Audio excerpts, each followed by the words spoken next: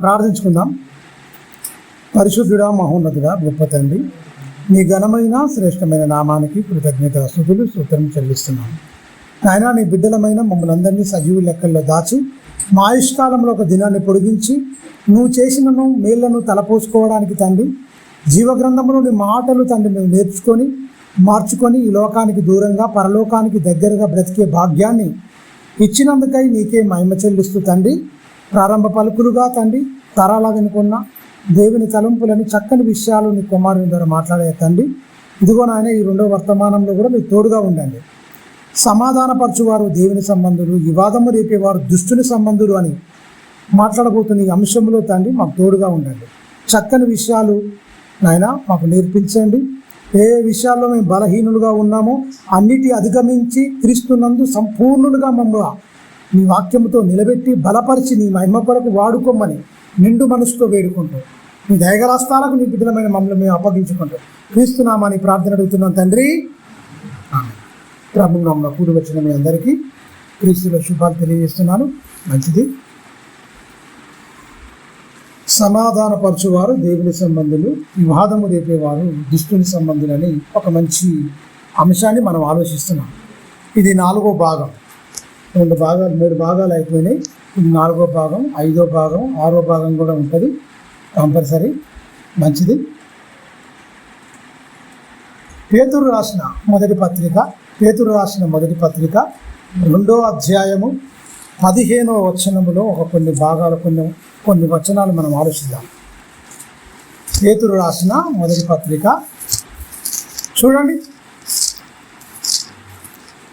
నిద్రమాపుగా ఉంటే ముఖం నీళ్ళు కలుపు. మొదటి అధ్యాయము 2వ అధ్యాయం, మొదటి పేతురు 2వ అధ్యాయం 15వ వచనం ఏమంటుంది చూడండి.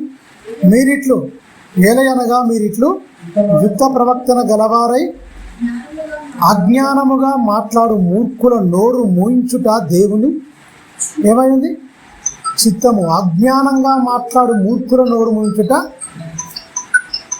దేవుని చిత్తమునై ఉన్నది అంటున్నారు. మీరు గమనించండి ప్రియమైన దేవుని పిల్లరా, అజ్ఞానంగా ఎవరు మాట్లాడతారు? అజ్ఞానంగా ఎవరు మాట్లాడతారండి? ఏలయనగా మీరిట్లు యుక్త ప్రవర్తన అంటే మంచి ప్రవర్తన కలిగి అంటుండు. యుక్త ప్రవర్తన కలిగి, మంచి ప్రవర్తన కలిగి గలవారై అజ్ఞానంగా మాట్లాడు మూర్ఖుల నోరు మూయించుట దేవుని చిత్తము అన్నాడు. ఈ చిత్తాన్ని ఎలా నిర్వర్తించాలో కూడా చెప్తుంది చూడండి. కింద వచ్చిన 16వ వచనం చూడండి. స్వతంత్రులై ఉండుడి, దుష్టత్వమును కప్పిపెట్టుటకు మీ స్వాతంత్రమును వినియోగపరచక దేవునికి దాసులమని లోబడి నుండి అందరినీ సన్మానించుడి, సహోదరులను ప్రేమించుడి, దేవునికి భయపడుడి, రాజులను ఏమంటుండు మీరు గమనించండి.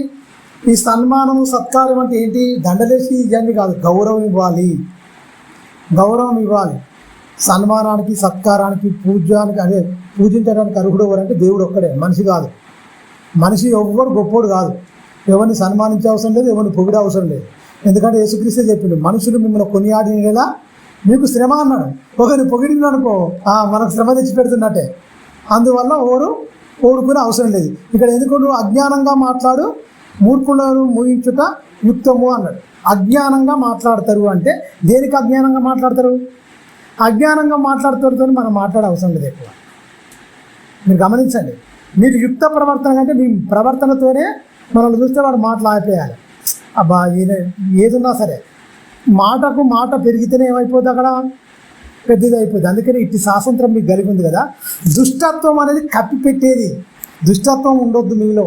అది ఏమైపోద్ది ఎరికైనా మీలో ఈ దాన్ని దుర్వినియోగపరచుకోవద్దు. మీరు ఖచ్చితంగా వినియోగపరచుకోవాలంటే మీరు దేవుని సంబంధులం, మేము సమాధానకర్త అయిన దేవునికి దాసులము. అందరినీ మేము ప్రేమిస్తాం తప్ప ఎవరిని మేము దూషించము అన్న దాని మీద ఖచ్చితంగా.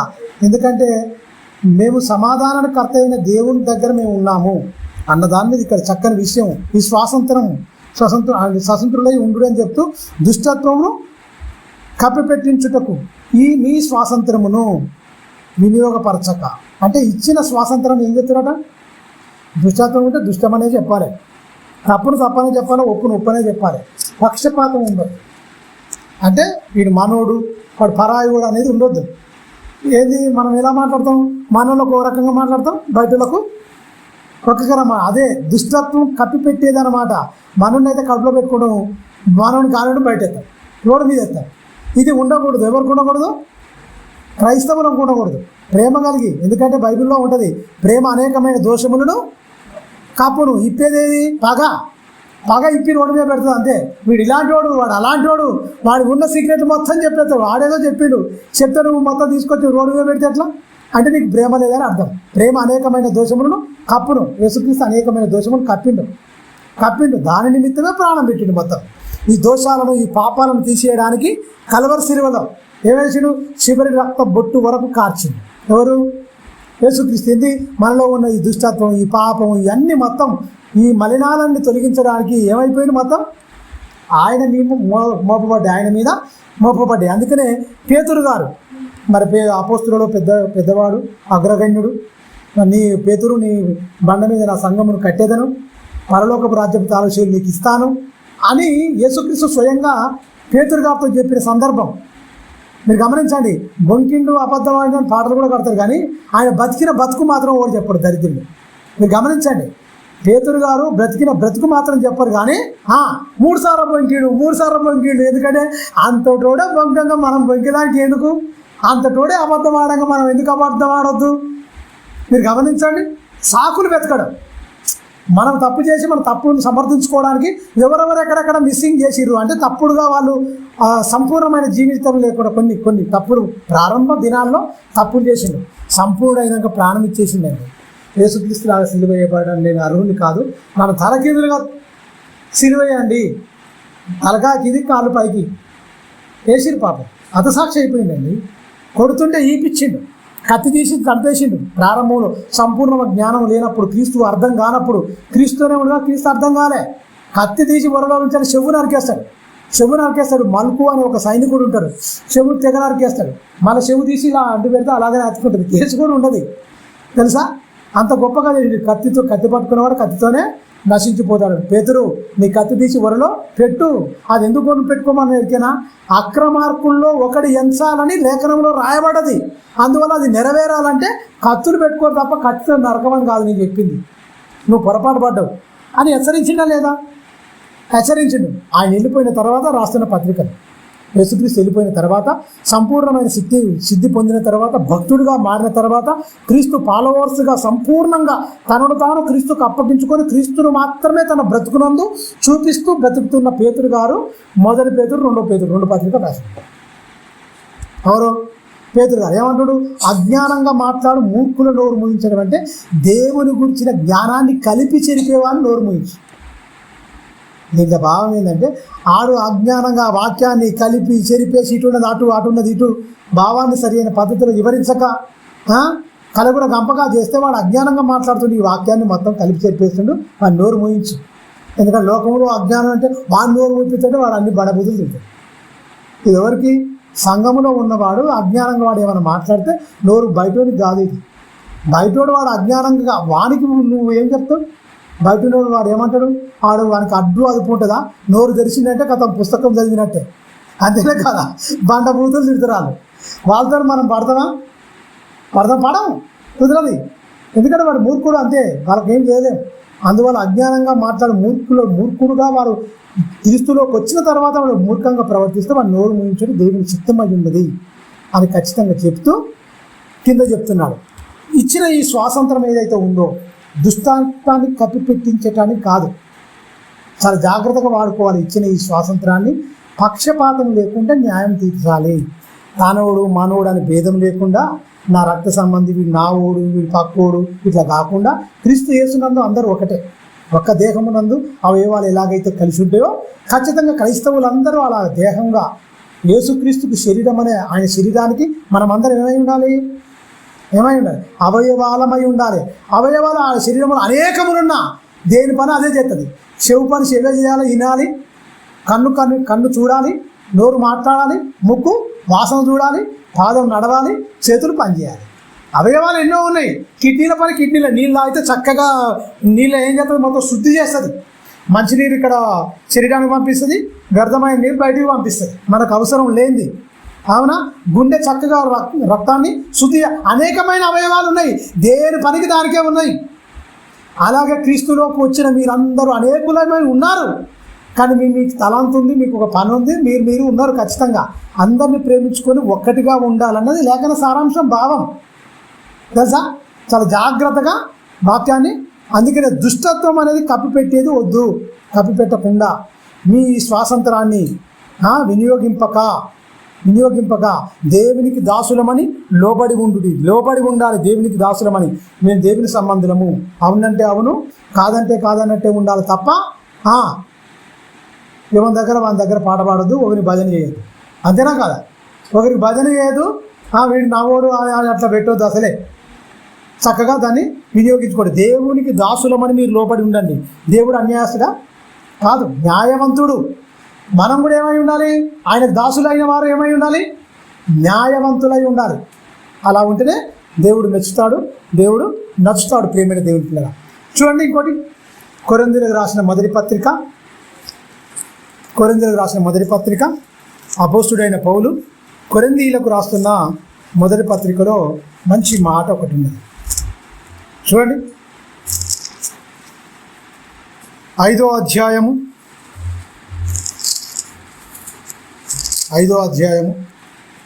13వ వచనం చూడండి.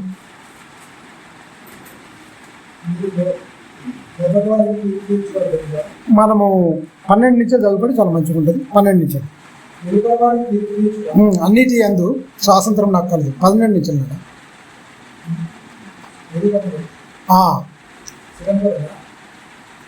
మొదటి కొరింథీ నాన్న.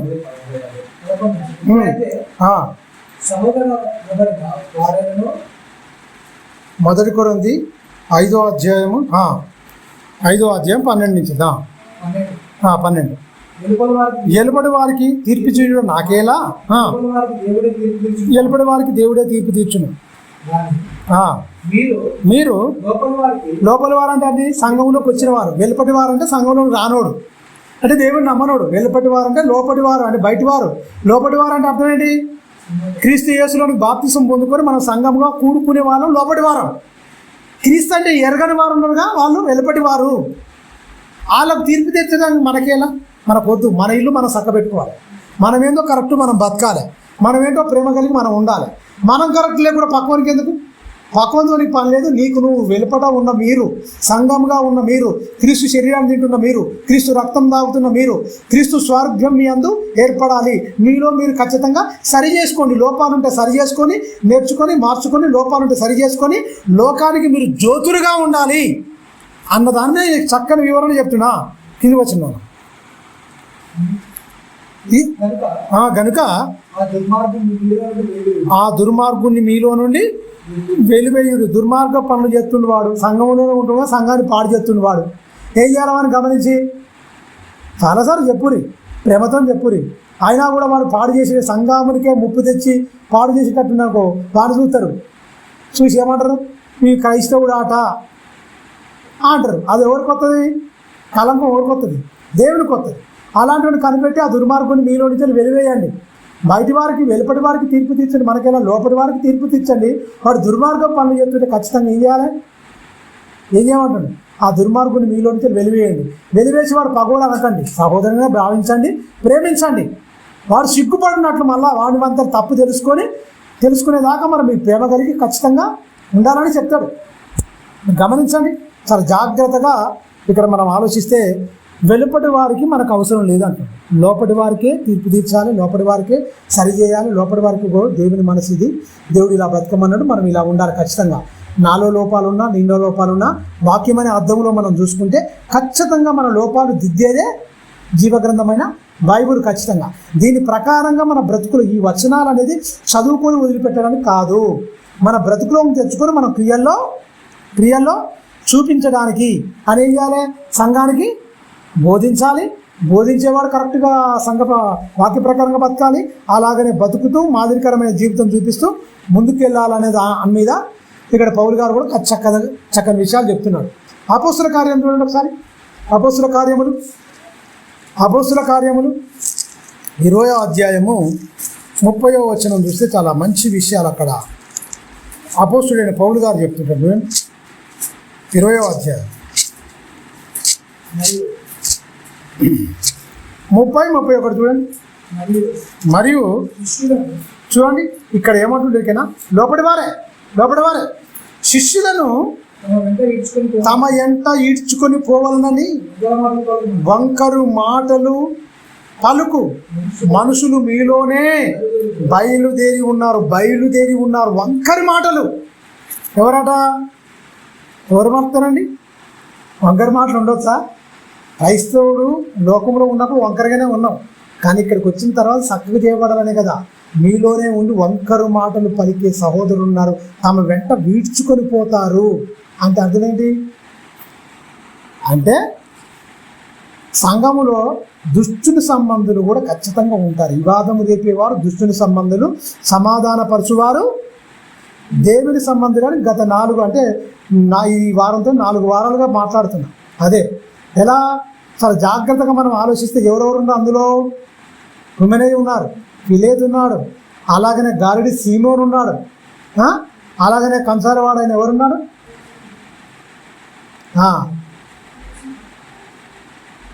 అలెగ్జాండర్. వీళ్ళందరూ ఏం చెప్తారు? సంఘానికి పాడు చేసే వాళ్ళే కూడా తప్ప ఒక్కడు కూడా మేలు చేసే రకం కాదు. వ్యతిరేకమైన బాగున్నారు. మళ్ళీ పరుల జోలికి పోతూ సంఘాన్ని పాడు చేస్తూ ఏం పని చేయకుండా పరుల జోలికి కుట్టురు అంటే పోయిన వారం అదే మాట్లాడినా. పరుల జోలికి పోవడం అంటే ఏంటి? వీడికి ఏం ఉండదు, నేను పోతా టీవీలో ఇంటర్వ్యూ ఇచ్చి ఏం మాట్లాడతాడు? దేవుని గురించి గొప్పగా చెప్పు, వాంది మీద నీకు అవసరం లేదు. పెంటలో ఉన్నదాన్ని రోడ్డు మీద ఉన్నదాన్ని నెత్తి మీద వేసుకునేది ఎందుకు అనవసరంగా? కూడా పెంటను ఎత్తిరేసుకుంటాడా? కంపోవడాన్ని నెత్తిరేసుకుంటాడా? నీ అంతా నువ్వు సబ్బుగా అంటే అవసరం లేదు. లేనిపోని వివాదాలు, లేనిపోని పవిత్రమైన గ్రంథానికి, పరిశుద్ధమైన గ్రంథానికి ఎవరో ఏదో అనేటట్టుగా మన బ్రతుకులు ఉండకూడదు. అరే మనం ఇలా ఉన్నాం ఏంటి, వాళ్ళు అలా ఉన్నారు ఏంటి? వాళ్ళు వెంబడిస్తున్న క్రీస్తు అంత గొప్పోడా? ఎంత మంచి గురు, వాళ్ళ జీవితాలు చూడండి చక్కగా ఉన్నారు. మనమేంది పొద్దున్నైతే వివాదాలు, గొడవలు, దూతులు, తిప్పుకోవడాలు, కొట్టుకోవడాలు, ఇంత భయంకరంగా మన కుటుంబాలు ఇలా మగ్గిపోతావేంటి?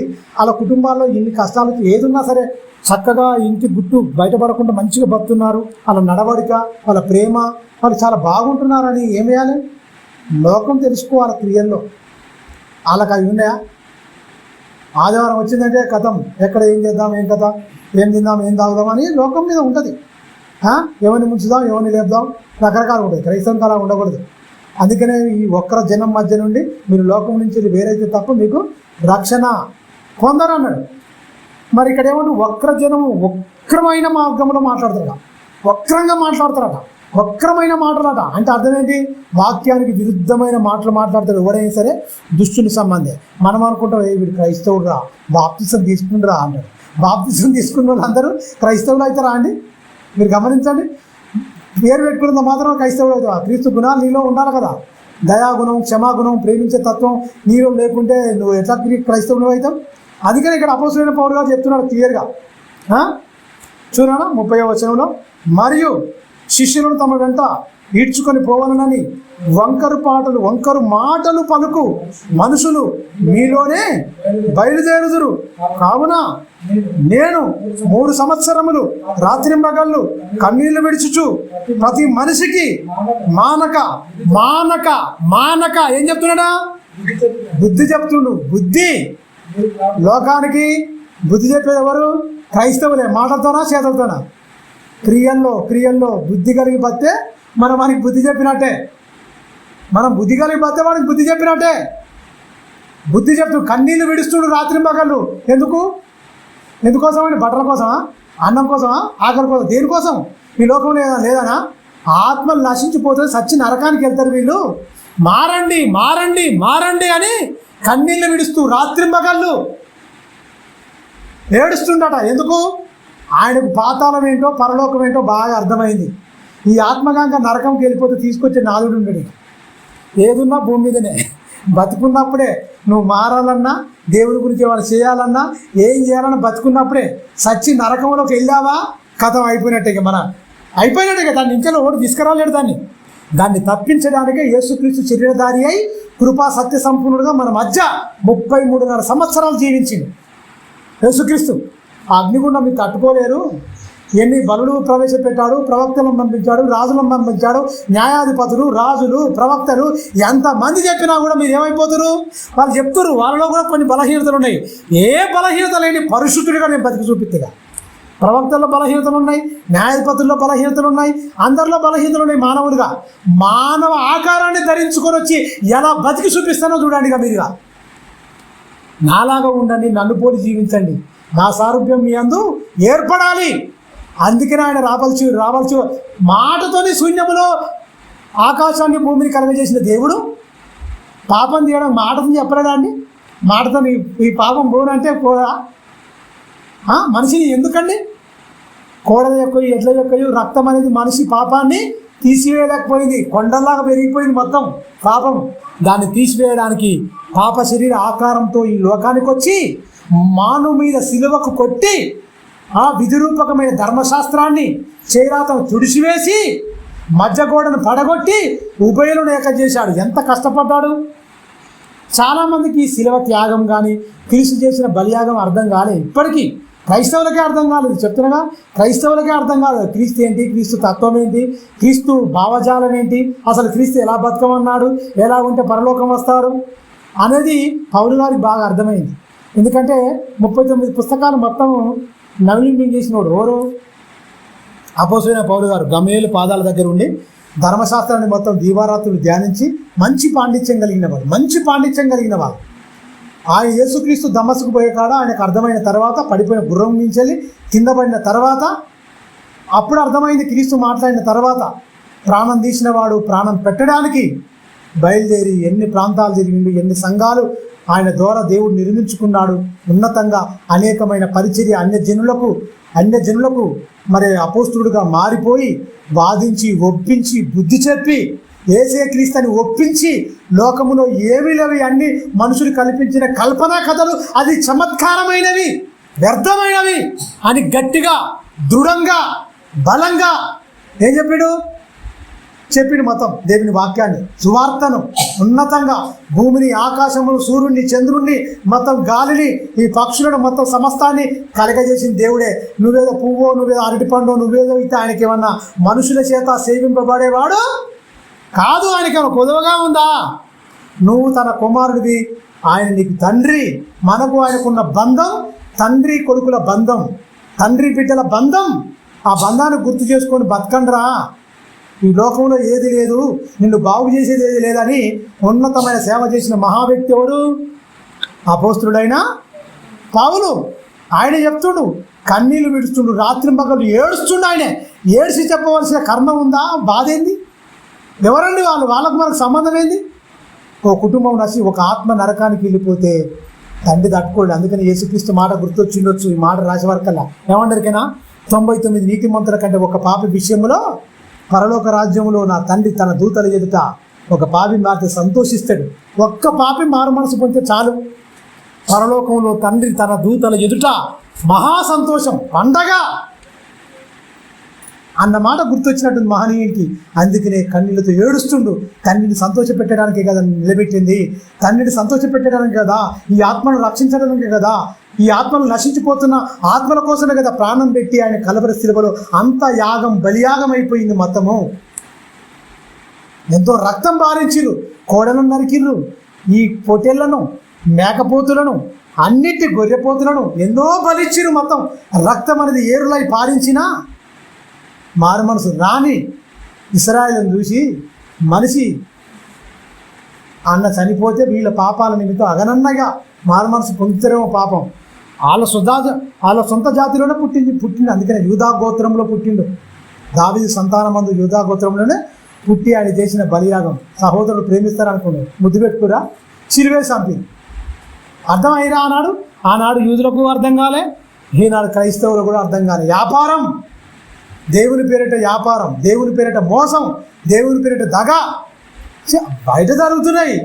దానికంటే ఎక్కువ ఇక్కడ లోపాలు ఉన్నవారికి తీర్పు అంటే ఖచ్చితంగా దేవుడు ఇది ఉన్నది హెచ్చరించాలి, బుద్ధి చెప్పాలి, సంఘానికి బుద్ధి చెప్పాలి, హెచ్చరించాలి. నీ నరకానికి ఈ ఆత్మ నరకానికి వెళ్ళిపోతే అడిగేది ఎవరిని లెక్క? ఆత్మల లెక్క ఓడప్ప చెప్పాలి, నేనే చెప్పాలి. ఏమని? నువ్వు ఎందుకు చెప్పాలా? రాయబడ్డాయి నేను చెప్పకపోతే నన్ను అడుగుతాడు, చెప్పినాక మారకపోతే మిమ్మల్ని అడుగుతాడు. అంతేనా కాదా? చెప్పకపోతే నన్ను అడుగుతాడు, చెప్పినా కూడా మీరు మారకపోతే మీ ఎవరిని అడుగుతాడు? వాడు అంతగానం నెత్తినోరు మొత్తుకొని అంతగానం చెప్తే మీరు ఎందుకు మారలే? ఎందుకు ప్రేమ కలిగి బతకలే? ఎందుకు ఏం చేయలేదు? నీ క్రియలు తగ్గడం నీకు ప్రతిఫలం పో అంటాడు క్లియర్గా. మీరు గమనించండి, రాత్రి మగలు కన్నీళ్లు విడుస్తూ మానక బుద్ధి చెప్తున్నాడు మహనీయుడు. మీరు గమనించండి, రాత్రి పగళ్ళు కన్నీళ్లు విడుస్తూ ప్రతి మనిషికి మానక బుద్ధి చెప్పి తిని మీరు జ్ఞాపకం చేసుకోండి. ఎంత కష్టపడ్డా, ఎంత ఏడుస్తున్నా నేను, ఎంత కష్టపడ్డా. మీ ఆత్మను నశించిపోవడం ఇష్టం లేదు, మిమ్మల్ని రక్షించడానికి ఆయన ప్రాణం పెట్టాడు. శిలువ త్యాగం అనేది పౌలు గారికి బాగా అర్థమైంది. మీరు గమనించండి, శిలువ త్యాగం అనేది క్రీస్తుని గురించిన శిలువకు సాక్షిని నేనంటాను. శిలువకు గూర్చిన వార్తే తప్ప నేను ఈ కల్పన కథలు పిట్ట కథలు చెప్పను అని ఆయన ఏమంటారు కదా, జ్ఞాని ఏమాయను, శాస్త్రి ఏమాయను, ఈ లోకపు తర్కవాది ఏమాయను. లేదా లోకంలో ఉన్న జ్ఞానం అని మీరు విర్రవీగుతున్నారా? అసలు ఈ లోకానికి సృష్టికి మూలమే దేవుని వాక్యం. ఖగోళాన్ని చూస్తున్నారు, గొప్ప శాస్త్రం అంటున్నారు. మనిషిని చూస్తున్నారు, శరీర ధర్మశాస్త్రం అంటున్నారు. పక్షులను చూశారు, ఎన్నో శాస్త్రాలు రాసుకురు. ఈ శాస్త్రాలకు పుట్టినిల్లే దేవుని వాక్యం రాని కొమ్ములు తిరిగిపోయిన వారిని సైతము విరిచేసింది మొత్తం. ఎవరు? అపోస్తుడైన పౌలు. దానికి ఎవరు సహకారం దొరికినా పరిశుద్ధాత్మ శక్తితోనూ నిండుకున్నవాడు. పరిశుద్ధత, యథార్థత, నీతి, అసలు క్రీస్తులాగా బతికింది. ఒక మాటలో చెప్పాలంటే ఎవరు? పౌలు. నేను క్రీస్తుని పోలినంటే నన్ను చూడండి, క్రీస్తు ఇప్పుడు లేడు, మీ మధ్య లేడు, నన్ను చూస్తే క్రీస్తుని చూసినట్టే. అంత గొప్ప మాట చెప్పిందంటే మీరు గమనించండి. అంటే క్రీస్తు బలియాగం ఏంటో అర్థమైపోయింది. నేను బతకడానికి కాదు వచ్చింది, క్రీస్తులోకి నేను వచ్చింది చచ్చిపోవడానికి.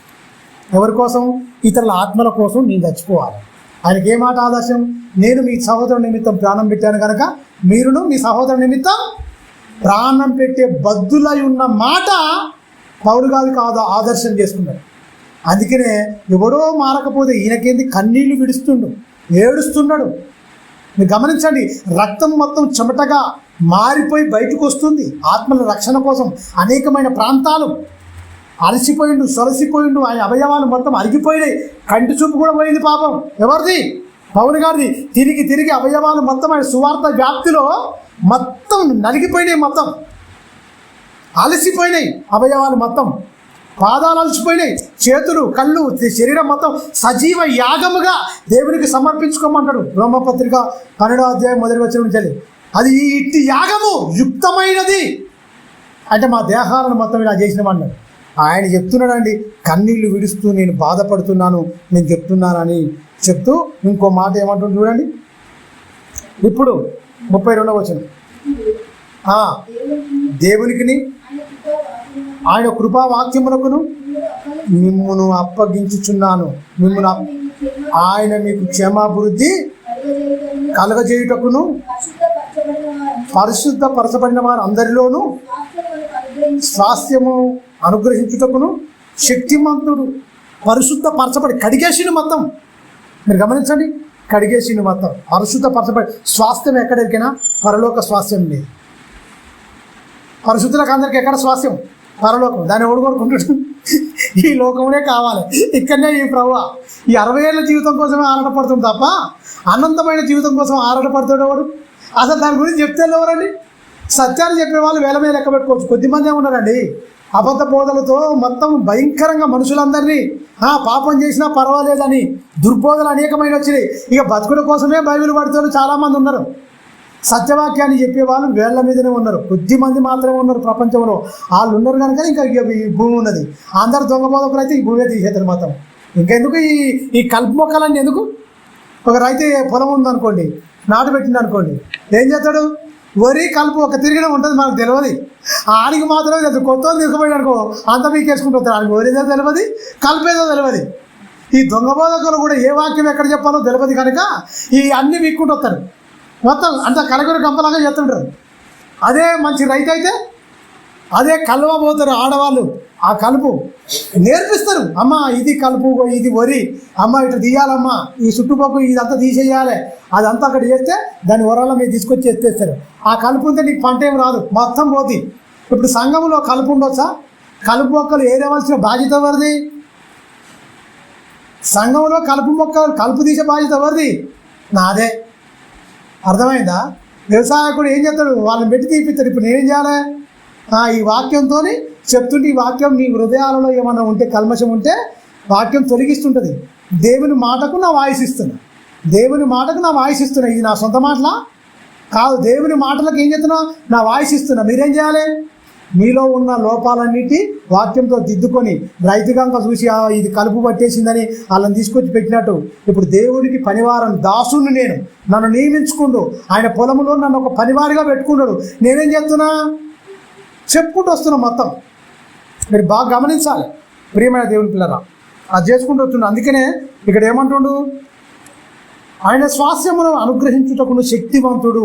స్వాస్థ్యము, పరలోక స్వాస్థ్యము, పరలోకము. మీరు గమనించండి, పరలోకం ఇవ్వడానికి దేవుడు ఎంత ఇచ్చేసిండో అదే చెప్తున్నాడు. మీరు గమనించండి. మానక ప్రతి మనిషికి బుద్ధి చెప్తున్నాడు అని జ్ఞాపకం చేసుకోండి మీరు అంటున్నాడు. మెలకువగా ఉండడం చెప్తున్నాడు. ఇప్పుడు దేవునికి ఆయన కృపావాక్యమునకు మిమ్మల్ని అప్పగిస్తున్నాడు.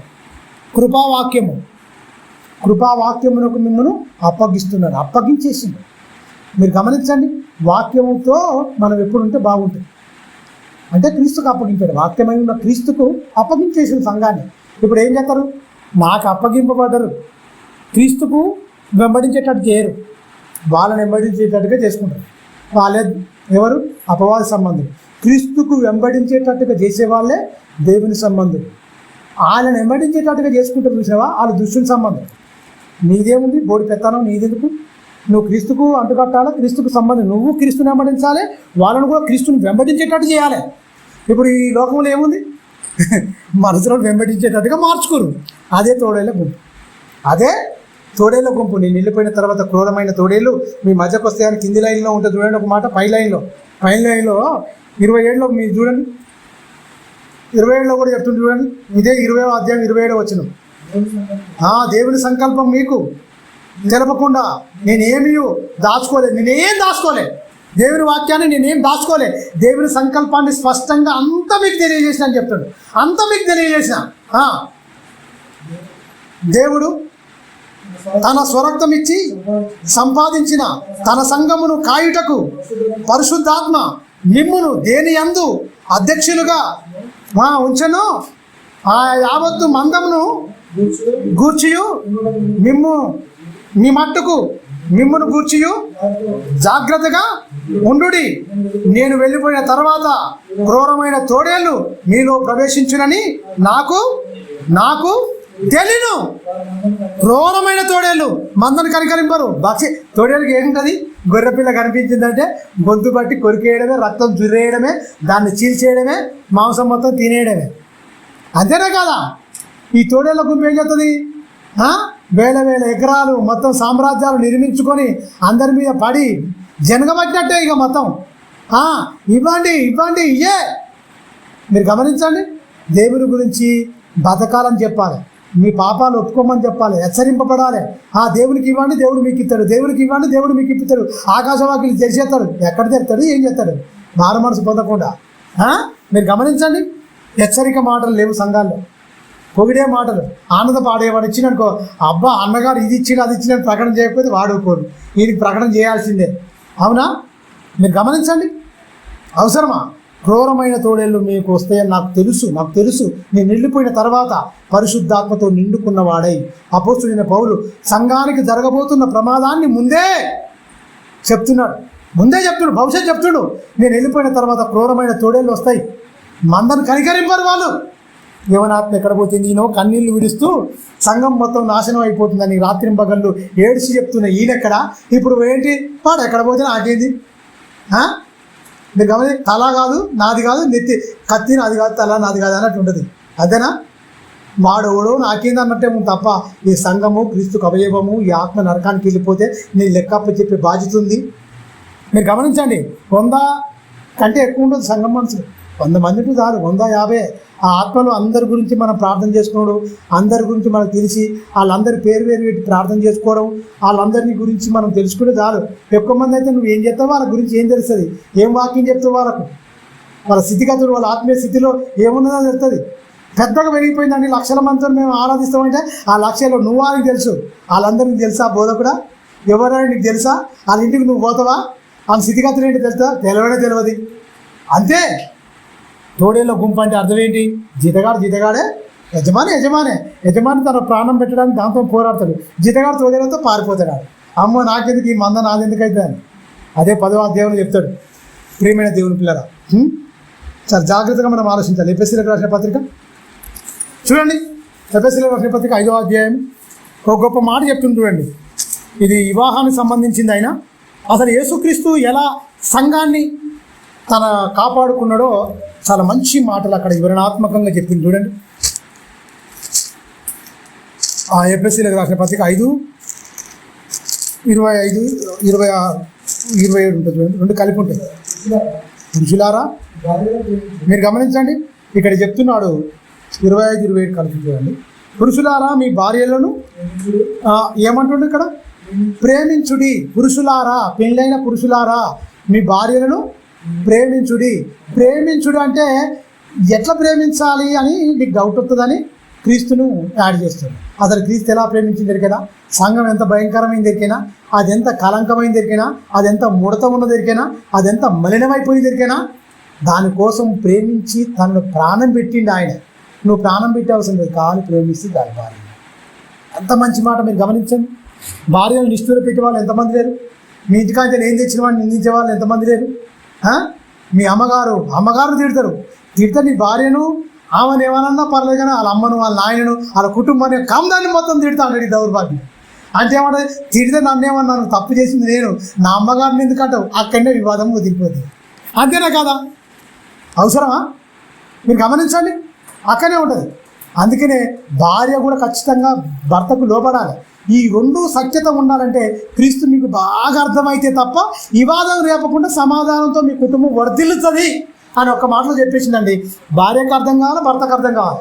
భార్యాభర్తలకు క్రీస్తు అర్థమైపోతే ఎలా మెసులుకోవచ్చు, ఎలా సంసార జీవితము కొనసాగించవచ్చు, గొప్పగా దైవికమైన కుటుంబంగా ఎలా వర్ధిల్లొచ్చు అని ఈ వాక్య భాగంలో దాగి ఉన్న గొప్ప, అది ఈ మర్మం గొప్పది అంటాడు. ఇందులోనే ఈ మర్మం గొప్పది అంటాడు. ఆ మర్మం గొప్పది అంటే చదివిన వారికి మర్మం ఓపెన్ అవుతుంది, చదవని వారికి తెలియని వారికి అది మర్మంగానే ఉండిపోతుంది. బైబిల్లో మర్మాలు ఏమి లేవు. ఎప్పుడు మర్మంగా ఉంటుంది? నువ్వు చదవక, నువ్వు ఏం చూడక, దాని ప్రకారంగా బతకకపోతే అది నీ జీవితకాలం అంతా మర్మమే. ఇది నువ్వు చదివి నీకు అర్థమైంది అనుకో, ఓపెన్ అయిపో, ఇక నీకెందుకు మర్మం ఉంటుంది? నువ్వు ఎలా బతకాలో నీకు తెలుస్తుంది. అందుకని భర్తకు భార్యకు క్రీస్తు బాగా అర్థమైంది అనుకోండి, అది ఒక దైవికమైన కుటుంబంగా ఉన్నతంగా వర్ధిల్లుతుందండి. తెలుసా? భర్తను అర్థం చేసుకునే భార్యగా ఉండాలి, భార్యను అర్థం చేసుకున్న భర్తగా ఉంటారు. ఎందుకంటే క్రీస్తును సంఘాన్ని బాగా అర్థం చేసుకుంటూ క్రీస్తును ఇంక్లూడ్ చేస్తూ ఇక్కడ రాస్తున్న అపోస్తుడైన పౌలు ఎఫెసీ ఉన్న సంఘం ఏదైతేనా అన్యజనులు ఉండాలి. కొత్తగా వచ్చారు ఎఫెసీ పట్టణంలో. వాళ్ళు మొత్తం అన్యజనులతో, విగ్రహారంతో నిండిపోయి భయంకరమైన వ్యభిచారంతో కూపంలో నిండిపోయిన జనం. అది మొత్తం అర్తిమీదేవి అని ఒకటి ఉంటుంది అక్కడ, ఒకటి ఉంటుంది. ఆమెకు మొత్తం దేవదాసి వ్యవస్థ అక్కడిదే. మొత్తం అవన్నీ ఇట్లా చేసుకుంటా భయంకరంగా ఉన్న పరిస్థితి, మొత్తం వ్యభిచారంతో పాపంతో నిండిపోయిన పట్టణం అది. ఏది? ఎఫెసీలో ఉన్న పట్టణానికి. వాళ్ళు కొత్తగా దేవుని నమ్ముకొని వస్తున్నారు. భర్తతో కాకుండా భయంకరంగా వేరు పనులు చేస్తుంటే అసలు సంఘానికి ఉన్న నియమం ఏంది? క్రీస్తును చూడండి, ఒకరి ధర్మాలు ఒకరు ఎలా నడపాలి, ఎలా బతకాలో సవివరంగా రాస్తున్న పత్రికే ఈ పత్రిక. ఇందులో 6 అధ్యాయాలు ఉంటాయి.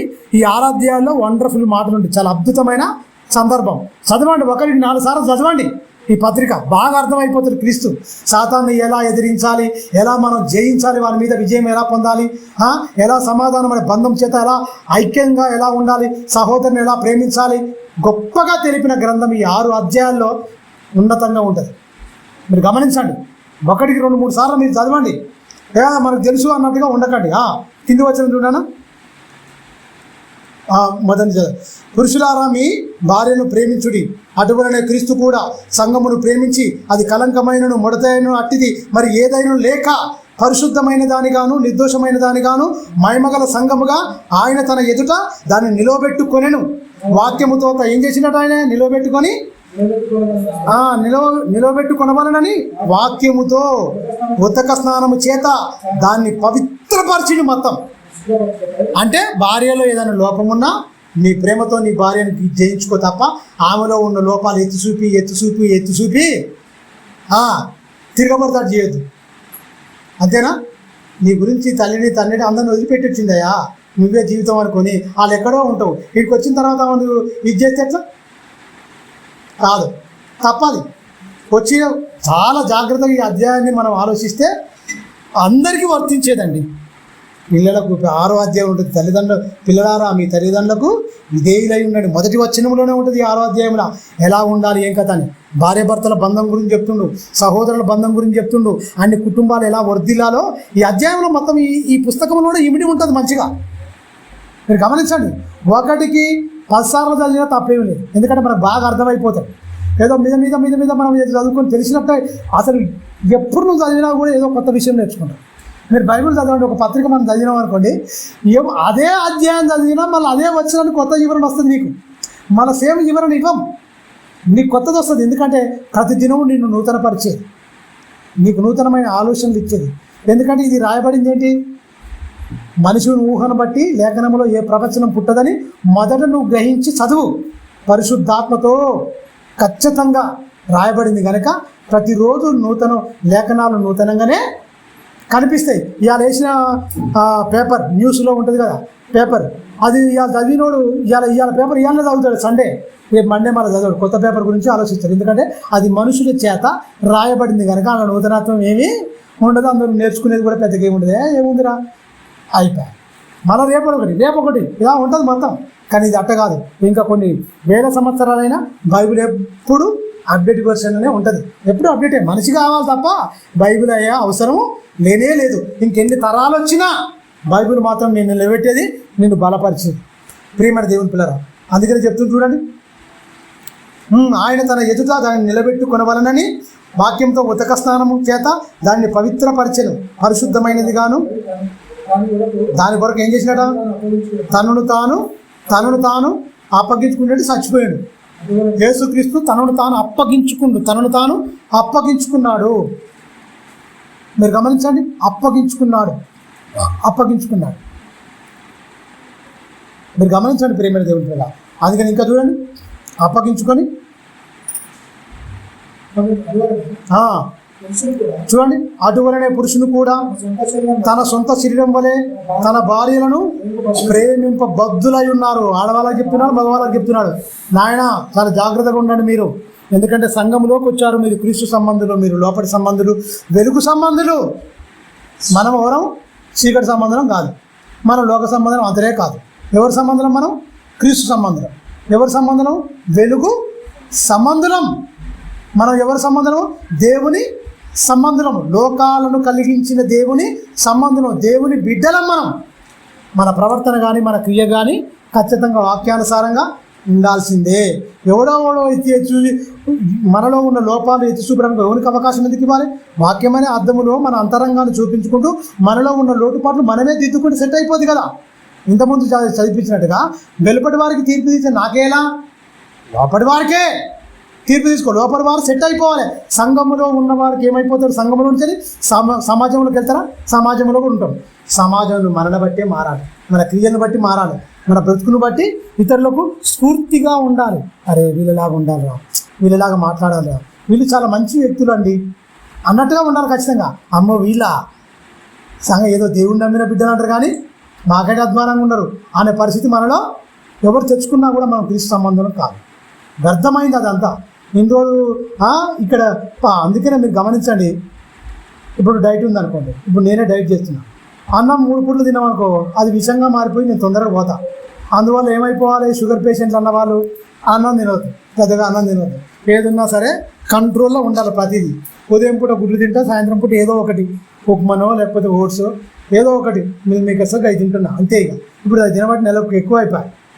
ఎక్కువైపోయింది. ఎందుకంటే పత్యం చేయాలి, పత్యం చేస్తే తప్ప నా రోజు బతకడానికి అవకాశం ఉంటుంది. అవుపట్టదారుడు పెట్టేసుకున్నాను అనుకో ఏమైపోతా, తొందరగా వెళ్ళిపోతా. అవునా కాదా? నియంత్రణ ఉన్నాడు. అందుకని ఏమన్నాడు, నీ గొంతుకు కత్తి పెట్టుకో అన్నాడు. తిండిపోతు అయి ఉండదురా బాబు, నీ గొంతుకు కత్తి పెట్టుకో అన్నాడు. ఎక్కడ? సామెతల గ్రంథం 23వ అధ్యాయం ఉంటుంది. మరి బాబు వద్దురా, నువ్వు గొంతు కత్తి పెట్టుకోండి. నిజమే, ఆ గొంతుకు కత్తి దొరికినా షుగరు, గొంతు కత్తి వచ్చింది, నేను ఎట్లా పెట్టుకోడు కాబట్టి ఆ షుగర్ అనే వాది నీలో పెట్టిన కత్తి పెట్టుకో, అయిపోయింది, కత్తి పెట్టేసి నాకు. అందువల్ల ఏది తినాలన్నా అన్నిటికీ బందే. మీరు గమనించండి ప్రియ, పరలోకానికి వెళ్ళాలన్నా కూడా పథ్యం. ఈ లోకంలో నా రోజు బతకడానికే పథ్యం అనుకుంటే పరలోకం వెళ్ళాలని ఇంకెంత పథ్యం ఉండాలి, ఇంకెంత పథ్యం ఉండాలి. మాటల్లో పథ్యం, చూపుల్లో పథ్యం, ప్రవర్తనలో పథ్యం, అన్నింటిలో పథ్యం అంటే అర్థం ఏంటి? పరిశుద్ధంగా జీవించడమే పథ్యం. వీడికి అన్ని తినబెట్టండి అని డాక్టర్ అన్నాడు అనుకోండి, ఏమన్నట్టు? అయిపోతే పథ్యం చెప్పలేదంటే మీకు టైం అయిపోయిందని. వీడు ఏం ఆశిస్తుండో, ఏం తినాలనుకుంటుడో తినబెట్టరా అన్నాడు అనుకో డాక్టరు, అయితే చేతులు దాటిపోయింది. వీడు కొద్ది రోజులు మాత్రమే మన మధ్యన ఉంటాడు. వీడు అద్దుదాలు లేకుండా అన్ని తిని చచ్చిపోవచ్చు, కోరికలు తీర్చుకుంటాడు. ఎందుకంటే చచ్చిపోయాము కూడా కోరికలు ఉంటాయి కొంతమందికి, ఇది తినాలి అది తినాలి, అంతేనా? వీడు బతలు పర్వాలేదు పత్యం చేస్తే ఈ రోగం అధిగమించిందని డాక్టర్కి తెలిసిందనుకో, ఈ పత్యం చేస్తే అన్ని కంట్రోల్ అయిపోతాయా, నా లోటు బతం అని చెప్పిందంటే పత్యం చెప్తాడు డాక్టర్. దేవుడు కూడా ఏమంటుండంటే, ఒకటే, పరలోకం రావాలంటే నాయన, పరలోకం నా దగ్గర మీరు రావాలంటే నేను ఒక పత్యం చెప్తాను. ఏం పత్యం? నీతిగా ఉండాలి, నీ చూపు మోహపు చూపులు ఉంటుంది, నీ నోటి మాట దుర్భాష ఏది ఉండకుండా చూసుకో. ఇది పరిశుద్ధులకు బూతులైనను సరస్వతులైనను పరిశుద్ధులకు తగదు. ఇది నేను చెప్తున్న మాట, చాలా జాగ్రత్తగా, అవునంటే అవును, కాదంటే కాదని ఉండు. కొండెములు చెప్పకు, సాడీలు చెప్పకు. ఇవన్నీ పత్యం నువ్వు పాటిస్తే తప్ప నువ్వు పరలోకానికి రావు అని ఆయన చెప్పిన పత్యాలని కళ్ళనాల నాడిక నీకుండొద్దు. అహంకార దృష్టి నీకుండొద్దు. అన్నదమ్ముల్లో జగడం పెట్టే తత్వం నీకుండొద్దు. అందరూ ఎదుటివాని మేలు కోరుకునే మంచి మనసు ఉండాలి. ఇది పత్యం. ఇది చేసిన వాడే పరలోకం వెళ్తాడు. యేసుక్రీస్తు 33 సంవత్సరాలు పత్యం చేసి, ఒక సంవత్సరం కాదు, మనకు కొద్ది కాదు, ఆయన పుట్టింది మొదలుకొని శిలువ మీద చనిపోయేంత వరకు పత్యమే. ఏమన్నాడు? ఒక స్త్రీ మోహం చూస్తే వ్యభిచారం అయిపోతాడు, ఆడదాన్ని వ్యభిచారం అయిపోతాడు. అప్పుడే తన హృదయమందు వ్యభిచారం చేస్తాడు. ఒక సహోదరుడి నరహంతకుడా అంటే మనకి ఏమైపోతాడు? అయిపోయింది, కథముగా నీ పని అయిపోయాడు. నిత్య జీవం ఉండదుగా. ఏ నరహంతకుని యందు నిత్య జీవం ఉండదు. అందు గురించి నీ సహోదరుని తిట్టడం ఎందుకు? నువ్వు నరహంత కత్తితో పొడితేనే ఇక్కడ నరహంతకుడు లోక సంబంధంగా. దేవుడు ఏమన్నా నువ్వు మాట అంటే దాన్ని నువ్వు నరహత్య చేసినట్టే. ఇక్కడనో ఏమన్నా చంపితే లోక సంబంధంగా నరహత్య అని లోకం తీసుకుంటుంది. కానీ అక్కడ ఏమంటాడు? ఒక మాట అంటే నువ్వు నరహత్య చేసినట్టే అని. ఇవన్నీ పత్యాలు.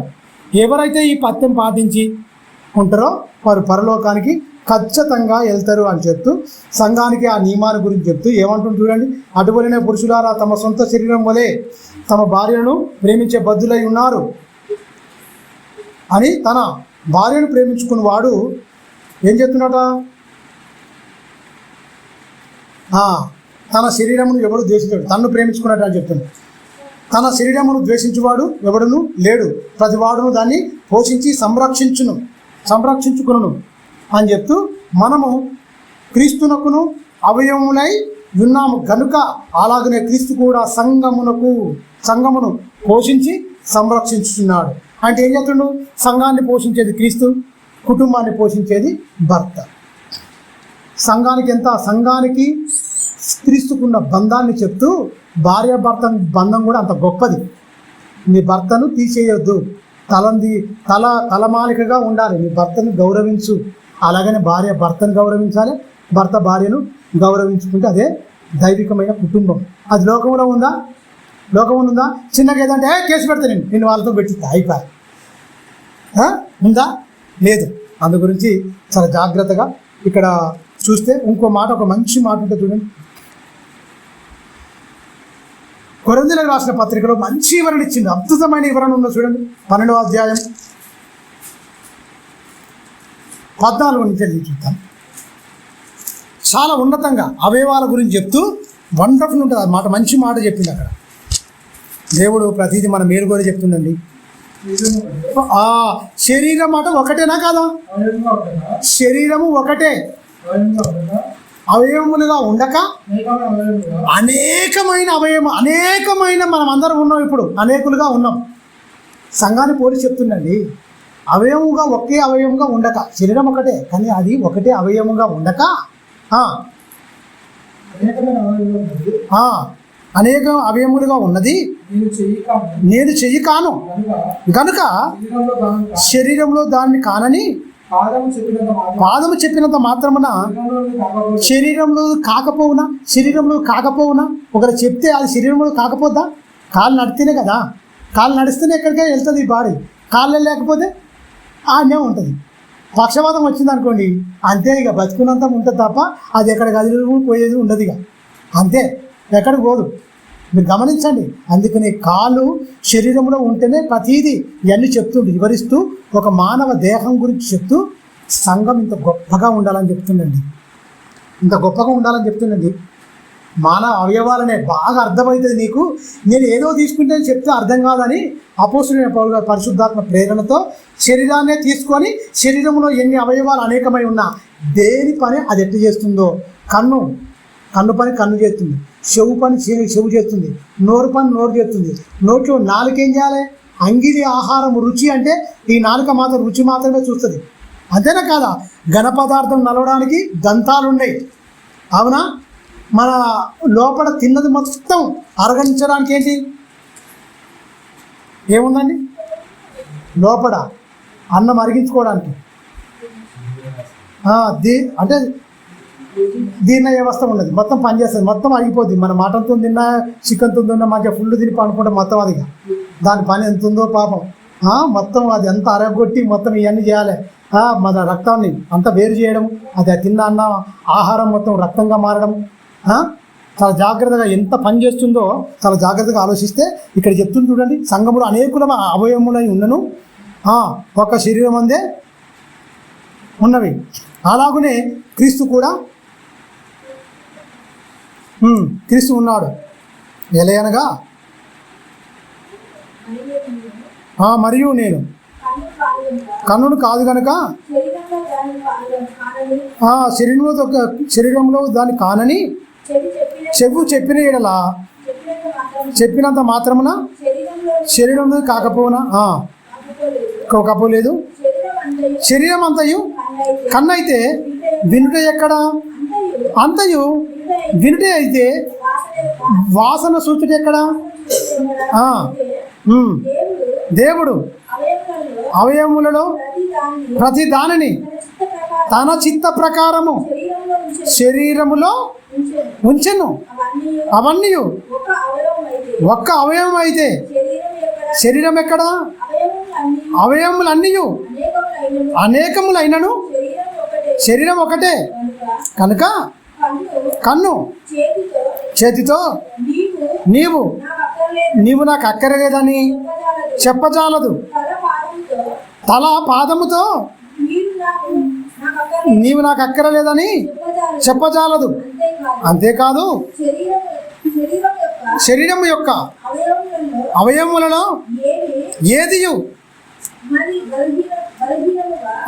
ఏది బలహీనముగా ఉన్నదో కనబడును. అవి మరి అవశ్యములు కిందికి శరీరములో ఏ అవయవములు ఘనత లేదని తలంచుకును తలంచును అవయవము. ఇక్కడ ఒక మాటలో మనం తీసుకోవాలంటే ఒకటి చెప్తుంది, శరీరం గురించి చెప్తూ సంఘం గురించి చెప్తుంది. ప్రతి ఒక్కరికి ఘనత ఉంటుంది, ప్రతి ఒక్కరికి దేవుని దగ్గర ఘనత ఉంటుంది తప్ప అవయవాలు దేని దానికి సపరేట్గా అనేకమైన అవయవాలు ఉన్నా కనిపించేది ముఖమే కనిపిస్తాయి. కనపడని అవయవాలు చాలా ఉన్నాయి, లోపల కనిపించేది కొన్ని మాత్రమే ఉన్నాయి, కనపడని చాలా ఉన్నాయి. సంఘంలో స్టేజ్ మీద కనపడేది ఒక్కరు కనిపిస్తారు, కెమెరాలో కనిపించేది ఒక్కరు కనిపిస్తారు. కానీ ఇవన్నీ ఉంటేనే తప్ప శరీరం ఎలా కదులుతుందో ఒక శరీరం కలిపి చెప్తుంది మొత్తం. ఇప్పుడు సంఘం అనేది ఒక ప్రోగ్రామ్ తీసుకుంది అనుకోండి, సభ జరిగింది అనుకోండి, మనమే మీటింగ్లు పెట్టాలి. సభ జరిగించాలంటే ఒకరి వల్ల అయిదా? అస్సలు కాదు. మీరు గమనించండి, 2007-8లో 666 అని ఒక మీటింగ్ జరిగింది. పెట్టినప్పుడు పెద్ద ఆయన వచ్చింది. మేము అందరం గ్రౌండ్లో వీరోచితంగా పనిచేస్తున్నాం మొత్తం, ఇక అందరం వాలంటీర్లుగా చాలామంది, ఒక దగ్గర ఒక 35 మంది దాకా స్టూడెంట్గా మొత్తం సనద్ర గ్రౌండ్లో మొత్తం పనిచేస్తుంటే తెల్ల బనిని వేసుకొని కార్లో దిగిన లింక్ కట్టుకొని వచ్చేసింది పెద్ద ఆయన. వచ్చేసిన తర్వాత అందరిని పిలిచి రన్ అనగానే అందరం పోయినాం. ఇక అందరూ ఆడ కుర్చీలు వేసుకున్నాం.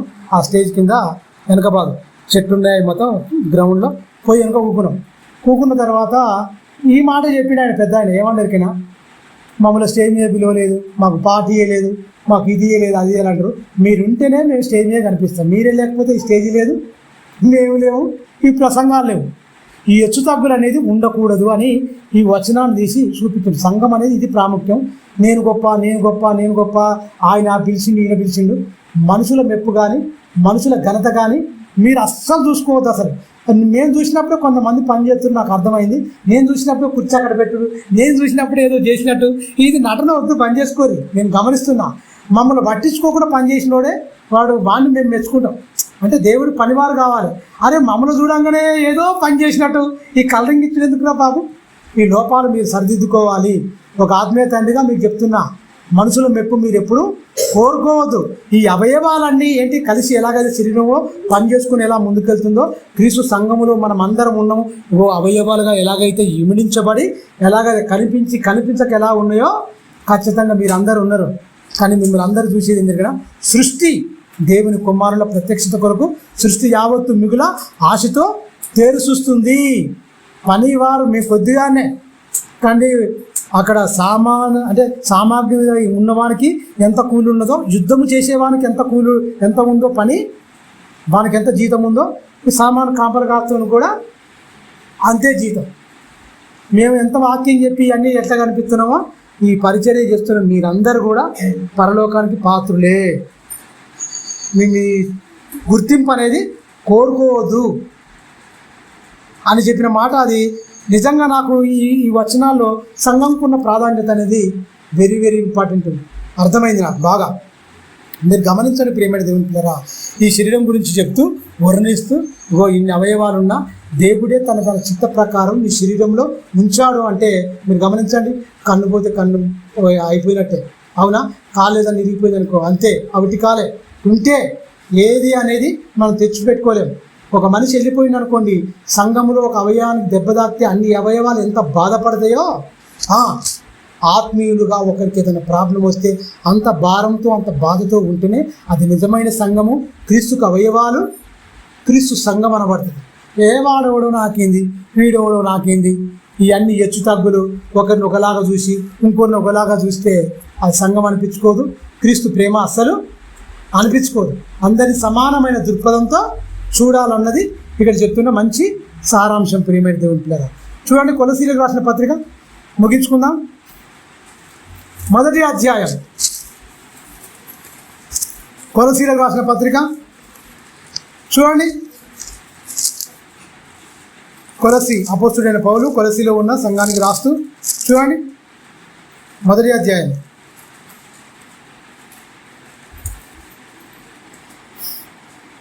28 వచ్చిన ప్రతి మనిషిని క్రీస్తునందు సంపూర్ణులుగా చేసి ఆయన ఎదుట నిలవబెట్టవలనని సమస్త విధములైన జ్ఞానముతో మేము ప్రతి మనిషికి బుద్ధి చెప్పుచు ప్రతి మనిషికి బోధించుచు ఆయనను ప్రకటించుచున్నాము. ఇందు నిమిత్తము నాలో బలముగా కార్యసిద్ధి కలగజేయు ఆయన క్రియాశక్తిని బట్టి నేను పోరాడుచు ప్రయాసపడుతున్నాను. పోరాటం ఉంది, ప్రయాసం ఉంది. దేనికట? బుద్ధి చెప్తున్నాడు. మానక క్రీస్తు యందు ఏం చేయాలంటే సంపూర్ణులుగా చేయాలట. మీరు గమనించండి ప్రియమైన దేవుని పిల్లరా, సంపూర్ణంగా చేయాలంటే ఏం చేయాలి? ప్రయాసం ఉంది. అందులో ఫస్ట్ ఏమన్నాడు? పోరాటం ఉంది అన్నాడు. పోరాటం ఉంది, ప్రయాసం ఉంది. సువార్త అనేది అదే, ప్రయాసం, పోరాటం. నేను మీ 2 కళ్ళు మాత్రమే మిమ్మల్ని చూస్తున్నాను, కానీ మీ కళ్ళు మొత్తం నన్ను చూస్తున్నాయి. మీరు గమనించండి, ఎలా నేను వాక్యం చెప్తున్నానో ఆ వాక్య ప్రకారం బతికినప్పుడు అది వ్యర్థం. ఎందుకంటే కోటాను కోట్ల దేవదూతల భద్రతా వ్యవస్థ మన మీద ఉన్నాయి. కోటాను కోట్ల దేవదూతలు కూడా చూస్తున్నాయి. అదేనా కాదా? మన ప్రవర్తన చర్చిలో ఉన్నప్పుడు ఒక రకంగా, చర్చి బయటికి వెళ్ళినప్పుడు ఒక రకంగా, అవన్నీ అసలు ఉండడానికి వీల్లేదు. వివాదంలోకి క్రైస్తవునికి తావే లేదు. సమాధానపరచువారే ఆయన పిల్లలు తప్ప వివాదం రేపేవారు దుష్టుని సంబంధులు, సమాధానపరచువారు దేవుని సంబంధులు. ఆ సమాధానపరచడానికి కన్నీళ్లు పెట్టుకున్నాడు, రాత్రింబగళ్ళు ఏడ్చాడు ఆయన. వీళ్ళందరూ క్రీస్తు యేసునందు సంపూర్ణులుగా చేయడానికి, సంపూర్ణం అంటే మంచి భక్తిపరులుగా మార్చడానికి, లోకానికి దూరంగా క్రీస్తుకు దగ్గరగా పరలోకానికి యోగ్యులుగా అనేకులను మలచడానికి ఆయన శరీరాన్ని మొత్తం ఏం చేసుకోండి. ఆయనే చెప్తాడు, ఇంత సువార్త ప్రకటించిన తర్వాత నేనే ఎక్కడ భ్రష్టున్నైపోతానేమో అనేట తన శరీరాన్ని నలగొట్టుకొని లోబర్చుకుండట. మన శరీరాన్ని మనం నలగొట్టుకోవాల్సిందే, ఆత్మానుసారంగా లోబర్చబడిందే. ఆలోచించుకోండి ప్రియమైన దేవుని వారు. ఇది వచ్చే వారం ఉంటుంది, నెక్స్ట్ వచ్చే వారం కూడా ఉంటుంది ఇదే అంశం. పరిశుద్ధుడా మహోన్నతుడా, కొన్ని విషయాలు నీ పిల్లలకు చెప్పాను. చెప్పబడిన ప్రతి మాట నాయన నీ పిల్లల హృదయాల్లో నాటండి తండ్రి. క్రీస్తుకు సంఘానికి ఉన్న బంధం, సంఘము విలువ ఎంత గొప్పది, ఆ సంఘములో మా పాత్ర ఏంటి, మేము ఎలా ఉండాలి, మా దేహంలో అనేకమైన అవయవాలు ఉన్నా దాని పని నిమిత్తము మీరు ఎలాగైతే నియమించారో సంఘములో కూడా తండ్రి చేర్చబడిన ప్రతి ఒక్కరూ వాళ్ళు ఆత్మ సంబంధమైన సజీవమైన రాయి, ఆత్మ సంబంధమైన మందిరముగా కట్టబడాలి, పరిశుద్ధాత్మకు ఆలయంగా ఉండాలి నాయన అని మీరు సంఘముగా మమ్మల్ని అందరినీ సమకూర్చిన విధానానికి నీకే మహిమ చెల్లిస్తున్నారు. చెప్పబడిన ప్రతి మాట తండ్రి నాయన, ఇత్తబడిన ప్రతి మాట దుష్టుడు ఎత్తుకొని పోకుండాన్నట్లు చెప్పబడిన ప్రతి మాట నీ పిల్లల హృదయాల్లో నాటండి. ఇన్న వాక్యము తండ్రి మన హృదయంలో నాటబడి మన క్రియల్లోకి తెచ్చుకొని సమాజానికి క్రీస్తు ప్రేమను చూపించే అట్టి భాగ్యము, అట్టి ధన్యత నీ బిడ్డలమైన మా అందరికీ దయచేయమని నిండు మనసుతో వేడుకుంటూ మహిమ ఘనత ప్రభావమును నీకే ఆరోపిస్తూ క్రీస్తు వారి అతి శ్రేష్టమైన పుణ్యమైన పవిత్రమైన నామని ప్రార్థన అడుగుతున్నాను తండ్రి. ఆమె మన తండ్రి అయిన దేవుని ప్రేమ, కుమారుడైన యేసుక్రీస్తు వారి కృప, పరిశుద్ధాత్మ దేవుని అన్యోన్య సావాసం సదాకాలం మనందరికీ తోడైంది. సత్యములోని సర్వసత్యమును నడిపించి సత్యమందు ప్రతిష్ఠించును గాక. ఆమె. క్రీస్తు నామమున వందనాలు.